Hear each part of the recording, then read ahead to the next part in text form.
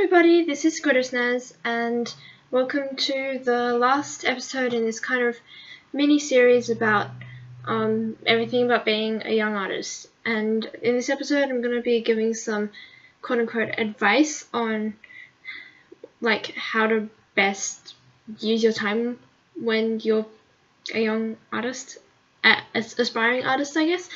Although, probably take this advice with a grain of salt because I haven't quite worked it out yet either, so it's not the most valid, I guess. But before we go on to that topic, I'd just like to talk a bit about this piece because this one's pretty special. I did a lot of new stuff with it, and it was really interesting, and I want to do this a lot more in the future. So the idea is pretty simple. It's just a steampunk bee, but I did the drawing part. I just didn't like the way it looked. It was like, the bee looked fine, it's just the way it was using the paper was it was just unsettling. It was kind of in the center but not quite, just off enough that it doesn't look good to look at it. So yeah, I had to find some ways to fix it, and I was like, oh, I can just draw another bee, but I didn't really want to do that, so I printed out some other pictures of bees and stuck them on, which is probably illegal because I didn't have the rights for it, but this was just an experiment, so I will link the photos I used in the description. But yeah, and it turned out really well. So it's like it's multimedia, it's an ink drawing and a photo collage, and then afterwards I did some like color overlays digitally, which you'll see at the very end of the video, but I didn't film that part. And I also did kind of like an abstract background with some geometric shapes and stuff, and that was because in one of my other drawings, you probably saw it a little bit earlier in this video because I used it for reference for the watch battery on the bee's back, because I'm really into watch batteries at the moment.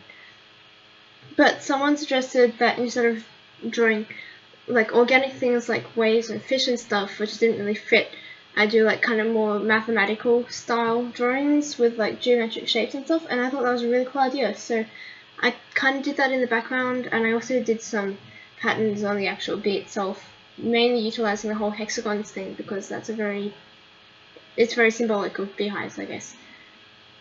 Anyway, on to the actual topic of the video. So I guess I've just got 3 main points of advice for aspiring young artists. I guess the main one is to learn as much as possible while you've got the time, because when you're older you probably have to provide for yourself and you might not have the time or resources to, we get, at least in Australia, education is free at high school level anyway, to an extent, I guess. So we have classes at school and you can like make the most of that, and then you can also go to classes outside of school. So I went to weekly classes for a while, but I don't do that anymore because it didn't benefit me that much, but it might benefit you, so you know.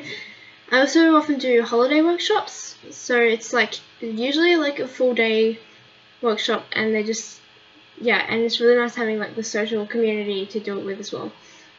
You can also do classes online, which are becoming pretty big at the moment with like Skillshare, and there's loads of websites where you can do art stuff online. Some of them are even free, so that's a really useful resource. If you have access to the internet and a computer, you should definitely do that. The other thing is, a lot of like the art I do, it's like self-taught, because you can just go online, search up tutorials for how to draw, and I guarantee you that like whatever you're trying to learn how to draw, whatever mediums you're using, there will be like tutorials and like information on it for free. It might not be the most in-depth, but you can like use that and then experiment with it and teach yourself and look at other artists' work and learn from that. So besides that, this is probably the best time to be learning as much as possible, but then besides that, seizing opportunities kind of leads on from that. So looking for work experience, or starting up YouTube and social media if you're comfortable sharing your work online. It really gives you a boost if you already have a following when you're trying to do go like professional on it. I just lost my train of thought. But I've also been doing competitions. I normally try and do like 2 or 3 a year. And I mean, the good thing about competitions, you can like look at other artists' work of your age group, or maybe not even of your age group, and there's always a possibility that you might get a prize. So that's pretty cool. But it's just cool to enter because it gets you used to the whole thing of having deadlines and stuff like that.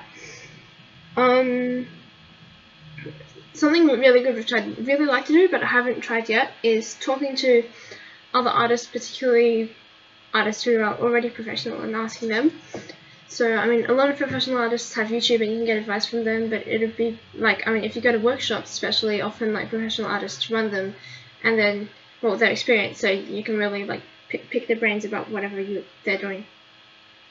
And this is kind of leading on from learning as much as possible, but trying new media and techniques is something which I highly recommend, which until probably start of 2017 I never really did before. Like, I just do pencil drawing and lots of pencil drawing, and then like kind of started getting boring, and that's when I started experimenting with other stuff, and it was really cool. Like you can see in this illustration which I'm working on, using 3 different mediums and being completely unexpected. Like, as well as being useful for the future, it's also just more fun anyway.